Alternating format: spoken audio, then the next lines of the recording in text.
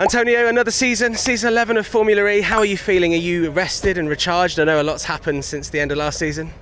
Yeah, man, I'm feeling good, feeling happy, ready to kick things off. It's been weird because normally, I do another championship as well, so I'm still quite active between the end of, the off season of Formula E with WEC or whatever. But I actually haven't been on a racetrack for 2 or 3 months, which is a little bit weird. So yeah, kind of eager to kick things off again, and happy to be here. And kind of kickstart this off season. Now, we all saw the photos of the wedding. It felt like everyone was there. Like, was that in magazines, or was there a magazine deal? Was it on TV? Like, it feels like it was a really big occasion. I've blocked all of those as much as I could. So it's a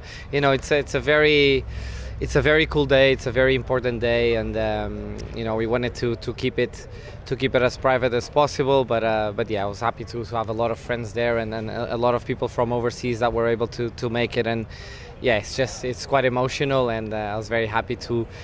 Some of the guys that I do bang wheels with, they got on a plane and came to celebrate that day with us. That was awesome. Has it changed you at all? Do you feel different? I feel faster. Really? Well, perfect. This is perfect for us to talk about the racing. Now, obviously, last year was a season where, there were some serious highs and lows, right? So there was talk of you not quite keeping your seat, and then suddenly you were winning races, then you were getting over the line first and not ending up winning that race because of reasons. We had a little bit of everything. A little bit of everything. You just want a calmer season, surely. Just let's just have success from the start and just keep it going, right? I just want a replication of season 6 where we won with like 4 races to go, Yeah. No, all kidding aside, it was, when you navigate through those tough moments and you're able to navigate through them and come out on the positive side, that really unites people. Yes, it almost broke us, that's true, but I think we were able now to start this season a lot more united. I think everybody's ready for a tough day, much more ready for a tough day, and we will have them. 100%. Nobody has a perfect Formula E season anymore, but it's important to be calm when those days happen. So I think we're all ready. I know my team even better. I know my mechanics, my engineers, all of the team even better. I know the brand better. So feeling more than ever ready to attack a championship. And you also have a driver lineup that now knows how to win championships because you both won championships. What have you and Pascal been discussing now in that sort of very elite champion circle? Well, I try and bring Pascal up to speed with the news of the world. He doesn't watch any news. He doesn't. Really? He just wants to be with his daughter and his wife. So I'm always. You didn't even know the USA elections were today. So crazy. So So he definitely won't know Real Madrid are playing tonight, no? I just found out. So and I'm probably on the other. I read too much, and I try and be up to speed with a lot of things. So we kind of have the two worlds kind of colliding in the middle, but it's cool, and he gets involved. But it's great to have also that weight off the shoulders of the team. When you're a brand like Porsche, which you've won everything you've got yourself into, and Porsche is now 6 years into Formula E, so it's important to, it was an important achievement for the brand, for the team, for the board.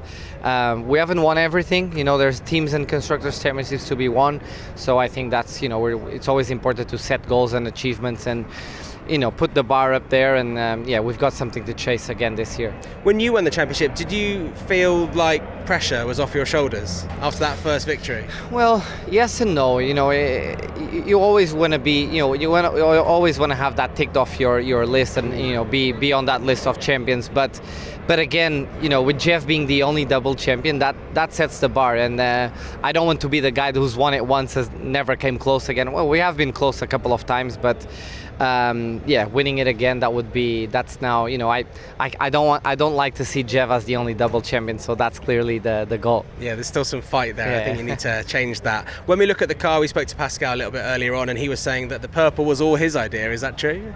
Probably. It wasn't mine. Okay. It's not that I don't like. I do like it. It's different. It's bold, right? Very different. I think it's very different. We have been seeing purple coming into motorsport a little bit more lately. I think Lewis has been a big push of that, and some other, naturally he's a big influential guy, and you've seen teams running purple and pink liveries here and there, and it's cool. We're different. Nobody else has purple in the car. I've been trying to figure out what to do with my helmet. It's not really fitting. Purple and green is not really fitting. No. Pascal's gone full purple, so I'm not gonna do that because I don't want us to look the same. So, yeah, still trying to understand what I'm gonna do. He doesn't allow me to go purple helmet because he wants to keep that for himself. So he's got the number 1, so I think he can call the shots, right? That's how it works. He's a champion now, so he gets to decide everything. Well, that must be annoying. Let me know how to paint my helmet. Yeah. I say because you won the champion, you decide everything now. Orange, he told me. Yeah. Orange and purple. That sounds disgusting. Yeah, don't do that. Don't do that at all. Well, look, obviously the cars are very different here, and I'm asking all the drivers what their first impressions have been of the car. And I know you've obviously tested it already. We're speaking ahead of testing here in Madrid. It's going to be interesting off the line. That's the first thing I'd say. Yeah, a lot of things changing. You know, it's only called the Gen3 Evo, so it's only an evolution. But there's actually a few little things that will complicate our life a little bit, especially now in the beginning. I think for the fans, that's great. They're going to see us struggling and trying to learn quickly as we go. The tires are new, so driving styles have to change a little bit. Setups have to change a little bit, but mainly the four-wheel drive. I think that's a big evolution for us in terms of performance, but also I think races can now be won until the last lap of the race. Attack modes will be using the four-wheel drive, and that's a huge pace advantage. So you can almost see someone in like 6th place that activates attack mode and can come on to win the race in the last 3 laps. So that wasn't the case in the last couple of years, where you know, when the race kind of sped up that last bit at the end, nobody was overtaking anyone anymore. So the dynamic of the races will change, and I think for the fans this will get even more exciting. Yeah, the fan experience is going to be absolutely huge. Yeah. So obviously the calendar is as exciting as ever. We've got new races, different track in Saudi Arabia. Which race do you most look forward to when you start a new season? Is it Monaco? Most drivers tell me it's Monaco. Monaco is always a highlight for sure. I mean, it's got so much heritage, so much history. We're already creating our own history there, and some moments that have already happened in Monaco that will stay there forever in our Formula E history. Yeah, so Monaco is always a highlight, but I think we're going to a new place in Saudi Arabia. Saudi has been such a cool place for us to race in the last couple of years, I have to say. Riyadh is a city that it's growing at an unbelievable pace. We're now going to Jeddah, first time for us there. Curious to see what that looks like, first time in the city as well. Miami, that's going to be cool. It's always a cool thing when you go to one of the greatest cities in the world and do a motor race there. What else Portugal. We need Portugal. Yeah, I know. I've been trying to push for that one on the low key side of things. Not quite happened yet. You need to speak to Big Jeff. There is interest. We just need somebody to pay for it. That's always the way, isn't it? So, that's the first question when I say anything at talkSPORT. They say, I found the people to put up the event. So promoters, I found a promoter. We just need to find $10 million. Oh, that's fine. Yeah, you have some? No, I'll ask around. Okay, cool. Let me know. It'll be fine. At least we have Brazil, so at least you can speak Portuguese. Exactly. Right? That's my home race. Of course, the home race, and that's the next race coming up. So we'll look forward to seeing you out there in your purple car with a helmet colour to be decided. To be decided, yeah. It's still similar to last year for now, but I think a change will come for race 1. Well, look, we look forward to watching you wipe the smile off Jev's face as well. That's always good.